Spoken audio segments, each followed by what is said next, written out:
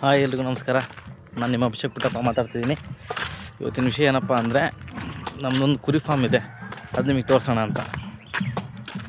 ಬರೀ ಒಳಗೆ ಹೋಗೋಣ. ನೋಡಿ, ಇದೇ ನಮ್ಮ ಕುರಿ ಫಾರ್ಮು.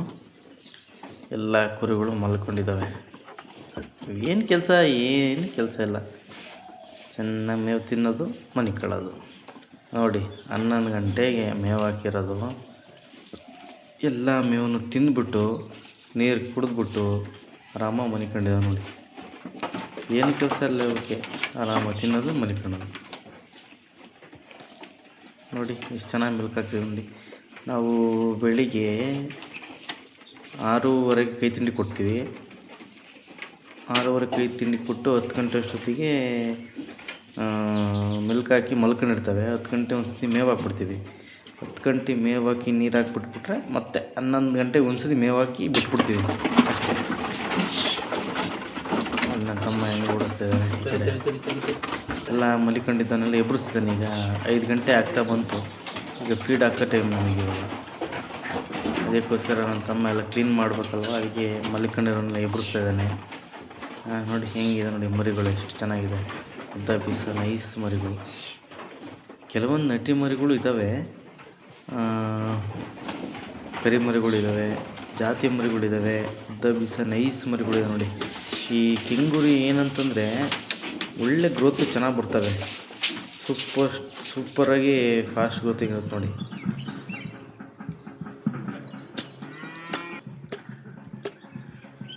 ನೋಡಿ ನನ್ನ ತಮ್ಮ ಈಗ ಮೇವು ಕಲಿಸ್ತಾ ಇದ್ದಾನೆ.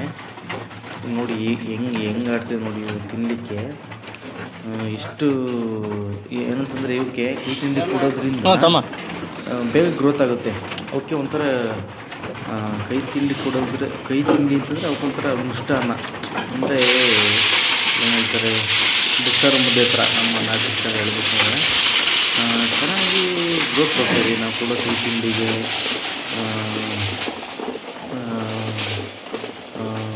ಕೈ ತಿಂಡಿಗೆ ಕೊಡೋ ಕೈ ತಿಂಡಿಯಿಂದ ಚೆನ್ನಾಗಿ ಗ್ರೋತ್ ಬರ್ತವೆ. ಅದಕ್ಕೆ ಏನು ಮಿಕ್ಸ್ ಮಾಡ್ತೀವಪ್ಪ ಅಂದರೆ ನಾವು ಕೋಳಿ ಫೀಡು, ಆಮೇಲೆ ಮೆಕ್ಕೆಜೋಳ, ಮೆಣಸಿನ ಹಿಂಡಿ 3 ಸಮ ಪ್ರಮಾಣದಲ್ಲಿ ಮಿಕ್ಸ್ ಮಾಡಿ ಕುರಿಗಳಿಗೆ ಒಂದು ಮರಿಗೆ ಇಷ್ಟು ಅಂತ ನಾವು ಕೊಡ್ತೀವಿ. ಬೆಳಿಗ್ಗೆ ಇಷ್ಟು, ಸಂಜೆ ಇಷ್ಟು ಅಂತ 2 ಟೈಮು ನಾವು ಮೇವನ್ನ ಫೀಡನ್ನು ಹಾಕ್ತೀವಿ.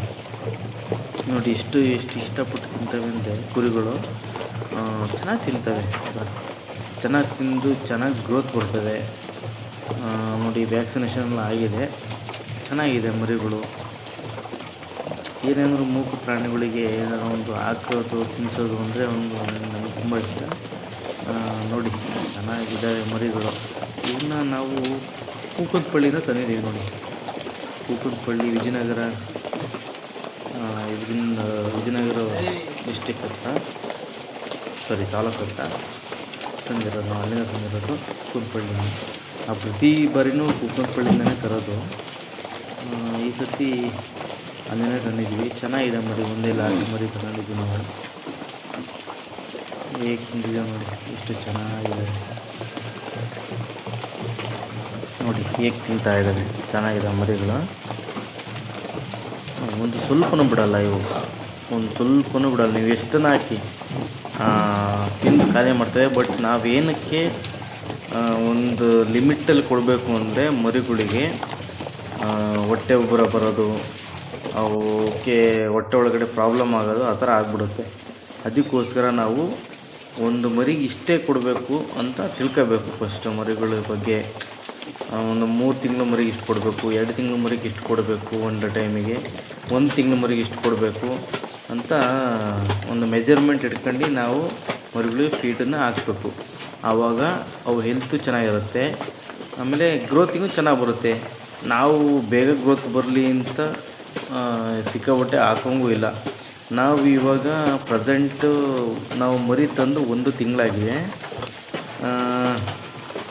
1 ತಿಂಗಳು ಫಸ್ಟ್ನೇ ವಾರ ನಾವು ಒಂದು ಮರಿಗೆ 60 ಗ್ರಾಮ್ ಥರ ಕೊಡ್ತೀವಿ. ಬೆಳಿಗ್ಗೆ 60 ಗ್ರಾಮು, ಸಂಜೆ 60 ಗ್ರಾಮು. ಆಮೇಲೆ ನೆಕ್ಸ್ಟ್ ವಾರ ಒಂದು 20 ಗ್ರಾಮ್ ಜಂಪ್ ಮಾಡ್ತೀವಿ. ಅಲ್ಲಿ 80 ಗ್ರಾಮು, ಬೆಳಿಗ್ಗೆ 80 ಗ್ರಾಮು, ಸಂಜೆ 80 ಗ್ರಾಮು. ಅದು 80 ಗ್ರಾಮು 3 ಥರ, ಒಂದು ಶೇಂಗಾ ಹಿಂಡಿ, ಒಂದು ಮೆಕ್ಕೆಜೋಳ, ಒಂದು ಬಾಯ್ಲರ್ ಫಿನಿಷರು ಮತ್ತು ಮೆಕ್ಕೆಜೋಳನ ಒಂದು ಲೆವೆಲ್ಲಲ್ಲೇ ಕೊಡ್ತೀವಿ. 60 ಗ್ರಾಮು ಮೆಕ್ಕೆಜೋಳ, 60 ಗ್ರಾಮು ಫಿನಿಷರ್ ಕೊಡ್ತೀವಿ. ಅದನ್ನು 20 ಗ್ರಾಮ್ ಕಡಿಮೆ ಮಾಡ್ತೀವಿ ಶೇಂಗಾ ಎಣ್ಣೆ. ಅದರಲ್ಲಿ 40 ಗ್ರಾಮ್ನ ಶೇಂಗಾ ಎಣ್ಣೆ ಕೊಡ್ತೀವಿ. ಈ ಥರ ನಾವು ವಾರ 20 ಗ್ರಾಮ್ ರೈಸ್ ಮಾಡ್ಕೊತ ಹೋಗ್ತೀವಿ. ಇಷ್ಟು ಹೇಳ್ತಾ ಮುಂದಿನ ವಿಡಿಯೋದಲ್ಲಿ ಸಿಗೋಣ.